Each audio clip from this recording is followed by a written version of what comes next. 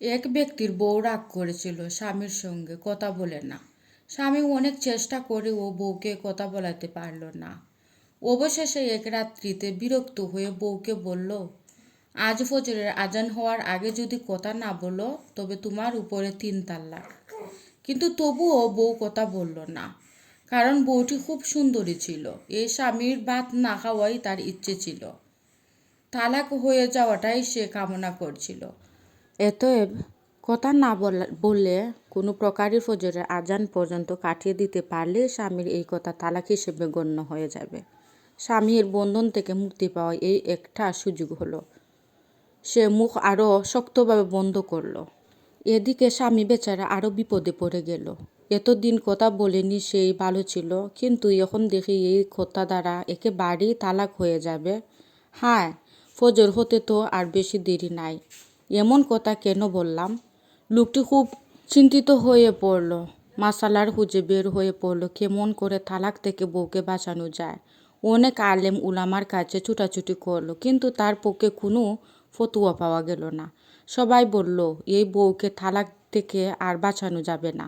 যদি এভাবে কথা বন্ধ রাখে তবে ফজরের আজান হওয়ার সঙ্গে সঙ্গে বউ তালাক হয়ে যাবে।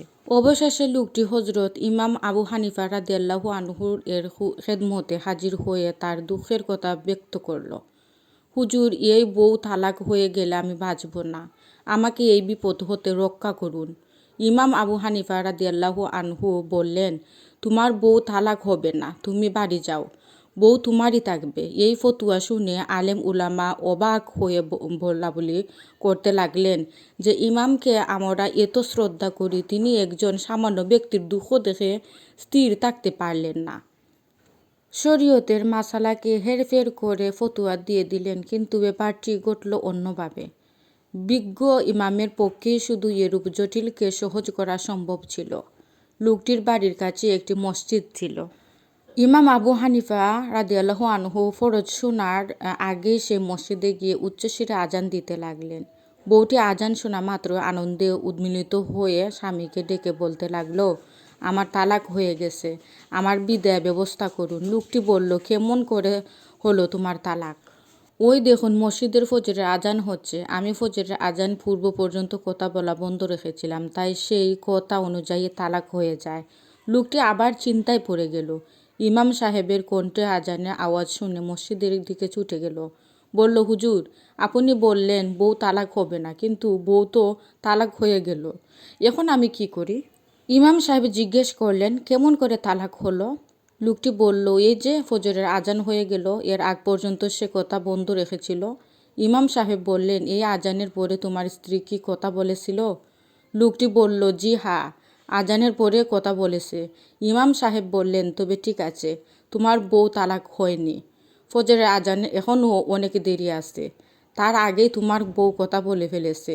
যে আজান শুনে কথা বলেছে সেটা ছিল তাহাজ্জুদ আজান। লোকটি আনন্দে উল্লাসিত হয়ে উঠল।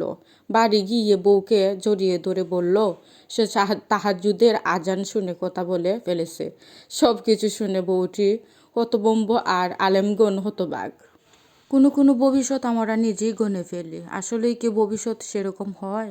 ভবিষ্যৎ কিন্তু আরও অনেক ভালোও হতে পারে, আবার অনেক খারাপও হতে পারে। কিন্তু আমরা বেশিরভাগই দেখি খারাপ দিকটাই, যে ভবিষ্যতে আসছে এই, ভবিষ্যতে আছে সেই, সেটি আমরা চিন্তা করি। আসলে কি ঠিক? আসলে আল্লাহ তাআলা ভবিষ্যতে কী নির্ধারণ করেছেন আর কি পরিকল্পনা করে রেখেছেন সেটা আমরা চিন্তাও করতে পারবো না। আর আমাদের যা কিছু করেন মহান আল্লাহ তাআলা আমাদের ভালোর জন্যই করেন। আমরা কিন্তু পরবর্তীতে বলি যে এটি আমাদের ভালোর জন্যই করেছেন, আমরা তখন কিন্তু বুঝতে পারি। আগ থেকে কিন্তু আমরা তেমন একটা বুঝতে পারি না, মনে হয় যে এটি খারাপ হচ্ছে, কেন আমার সাথে হলো খারাপ, এরকমই মনে হয়। দিন শেষে আল্লাহ তাআলা আমাদেরকে কিন্তু বুঝিয়ে দেন এটি আমি ভালোর জন্যই করেছি। আর ঠিকই হয় আমাদের সাথে। আমরা শুধুই ডিপ্রেশন করি যে কেন আমার সাথে এরকম হচ্ছে, কেন না। আসলে এরকম আমরা চিন্তিত না হয়ে কিন্তু আমাদের একটু ধৈর্য ধরার প্রয়োজন। আমাদের ধৈর্য কিন্তু খুবই কম। আগেকার যুগের মানুষ কিন্তু প্রচুর ধৈর্যশীল মানুষ ছিল, আর অনেক কিছুই ছিল না। এখনকার যুগে যদি ইন্টারনেটই বন্ধ হয়ে যায়, মানুষ চলতেই পারবে না, এতটা ধৈর্য কম মানুষের থাকে। আর আগের মানুষের দেখবেন অনেক কষ্ট করে চলাফেরা করেছিল, তাদের মধ্যে কোনো ডিপ্রেশন ছিল না। আর আমাদের মধ্যে কিন্তু সব ধরনের ডিপ্রেশন চলে আসে। আমরা কাজ করি কম কিন্তু চিন্তা করি বেশি। আমরা মনোযোগ হতে হবে কাজের দিকে। কাজ যদি বেশি বেশি করি তাহলে কিন্তু চিন্তা আমাদের ব্রেনে আর আসবেই না। তো সবাইকে আল্লাহ তাআলা হেফাজতে রাখুক, অনেক ভালো রাখুক। আর দোয়া রইল সবার জন্য। আর যারা যারা এখনও পর্যন্ত আমার চ্যানেল সাবস্ক্রাইব করেন নাই তারা প্লিজ সাবস্ক্রাইব করে রাখবেন। আর যারা অলরেডি আমার সম্পূর্ণ ভিডিও দেখছেন তাদেরকেও অসংখ্য ধন্যবাদ। আর আমি আপনাদের সাথে এই সবজিটি শেয়ার করলাম। এটি রুটি মানে পরাটা সব কিছুর সাথেই কিন্তু খেতে পারবেন, অনেক মজার হয়। আর যারা যারা জানেন তো জানেনই।